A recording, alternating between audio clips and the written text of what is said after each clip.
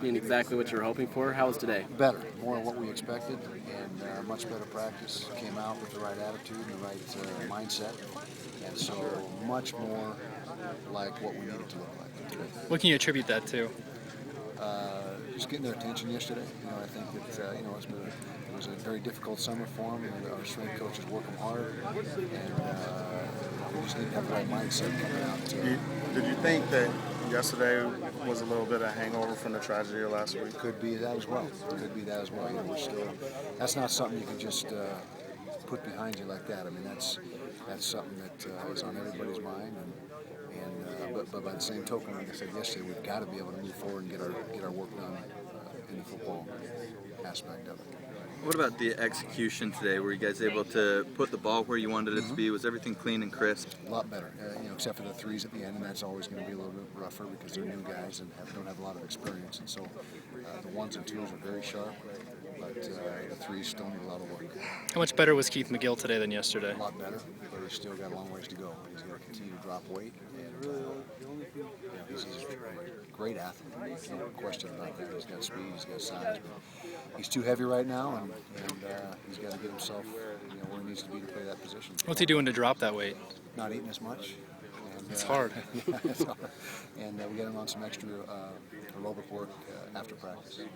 If he's not able to be at the right speed to play that cornerback position, what's your backup option? Well, there's about 5 guys that are really battling, and it's really intense competition. And by no means does Keith have a position locked down.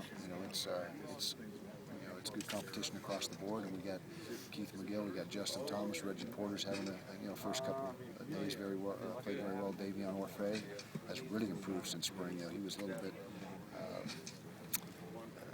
just wasn't up to speed in spring in a lot of areas mentally or physically. And he's got himself in shape this summer. He studied the playbook in the offseason, so he's making a push. Hippolito Corporon, our true freshman, is doing some good things.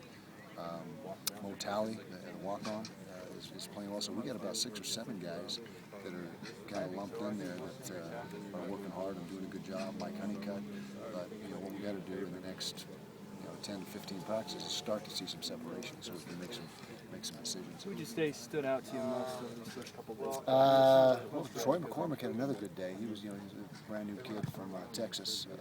Had another good day. Drez Anderson had a good day today. He wasn't real sharp yesterday, but today he turned it on. 4 quarterbacks got reps today, and they all look good. Micah Thomas has a pulled hamstring, so he's on the shelf for a while. But the other 4, Travis and Adam, and then Brandon Cox and Connor Manning, all threw the ball extremely well. So defensively, I think we were improved across the board. Teddy Powerboy is probably the most disruptive on our defensive line. He's a guy that's tough to block, but it was a good day overall, and everybody really picked it up from yesterday. You've got a lot of young quarterbacks coming in. How's their progress been? I mean, that's only 2 days in, but right. How's their progress been so far? So far, so good. We have there's only 2 brand new ones that went with us in spring, Micah and Connor, and they were with us all summer though, and all summer long they throw to the receivers. And of course, we as coaches can't be there, but they're working with those guys, and that really gave them a head start, so they hit the ground running. You brought up McCormick, and Brian Johnson brought up McCormick as well. That guy can really fly. Could he find a spot in the offense here? We'll see. We're only 2 days in, and we haven't had pads on, so you can't make, we're far from making any definitive decisions. But what we've seen in the first 2 days, and really his ability to catch the ball is what's really stood out.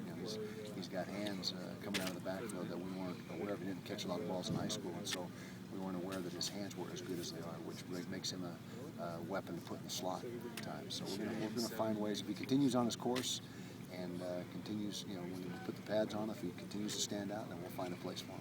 Any separation in the running backs at all so far? Kelvin is the number 1 guy. That's if we played today, he'd be our guy. The other guys are all working hard. The same guys that were the same crew from spring ball, Lucky and Carl Williams, Bubba Poole, those guys are all doing a good job. And then with the addition of these young kids, it's a pretty deep position for us, even though we don't have a lot of experience. It's kind of like the corners. There's talent, but only Kelvin really has extensive carries. Is he going to be like a workhorse, getting a lot of carries, or are you going to try to spread those carries out? To be determined. If he ends up separating himself from the pack by a good margin, then he'll be the guy that we feed the ball to. If it's tight, we got guys that are close to being as capable, then we'll spread it out a little bit more. So I don't think we can make that determination maybe until after a game or two. But as of right now, he's the guy that is the lead guy, and I think he can be a 1,000-yard back for us. We've had a lot of 1,000-yard backs in the last 10, 12 years, and he can be another in that line. But he's got to stay healthy. That's been his issue, is staying on the field. So before any of that can happen, he's got to stay on the field and stay healthy. Is it his style of play that makes it so he can't stay on the field? No, it hasn't been. I don't believe that anyway. It's just been nagging. High ankle sprain and a turf toe, and he came off an ACL. That was difficult coming out of JC, and so it's just been a few things that have kept him from being able to generate some consistency at the position.